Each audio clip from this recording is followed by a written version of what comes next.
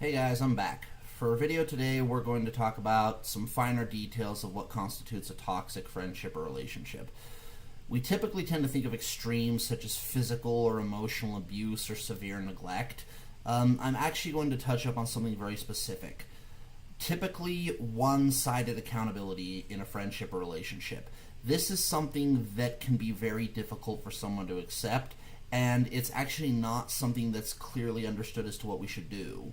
Because when you have one-sided accountability, you would have something as simple as you're the only one who ever apologizes. Now, when you're the only one who ever apologizes, it starts to wear down on you. You start to realize that this person may treat you well. They may be very good to you. They may have your back in a tough spot. They may be there when you need something.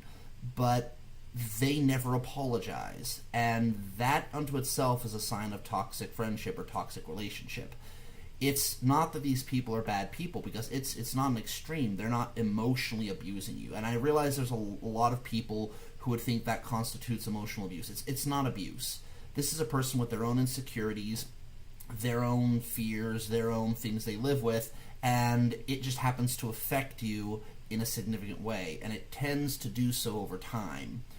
Now, I'm in a position right now where a lot of people who I care about very much, and I shouldn't say a lot, it's a very select group of people, have decided that they do not need to apologize, and sometimes they do over certain things, but it's not extensively, not to the degree in which issues have been rising between us, and a lot of issues have risen between us, so it leaves a lot of lack of communication, and for the longest time, I was perfectly content being the one to apologize, checking it off as they were not emotionally ready enough to apologize.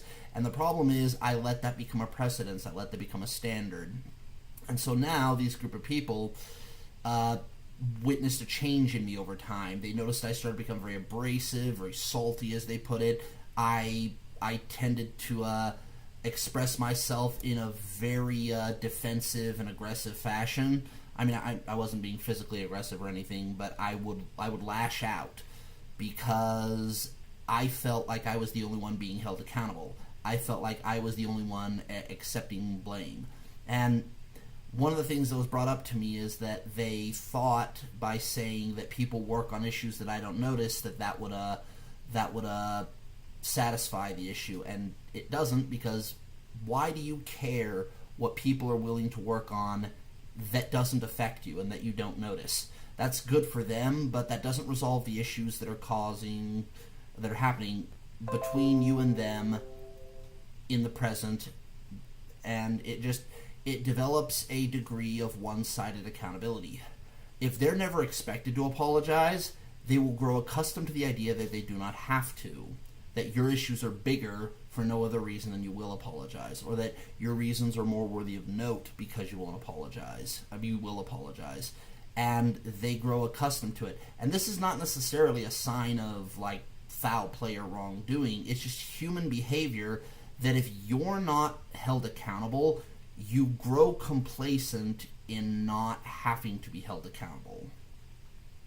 This is not a clear sign of these people are doing wrong to me. It's a clear sign of I established a precedence and they don't feel the need to change anything because that precedence was established.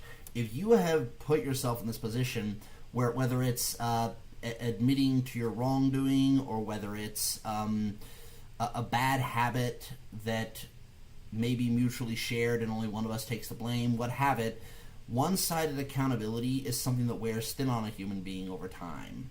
And so you need to take a look at the fact that you did, point of fact, give them the impression that you were the only one that was ever going to hold yourself accountable. And habits, character, things like that, when you ask someone to change such a precedence, they're going to get defensive. And they're going to, at first, recoil at the idea that they've never had to do it before. And it isn't as simple as they're a bad friend because they react in that fashion. Now, are they less than a stalwart, model of integrity? Absolutely, because it is very much the definition of integrity when you are called out on something you've done wrong to own up to it. But the average human being doesn't take to the change of their routine lightly, even if they're wrong.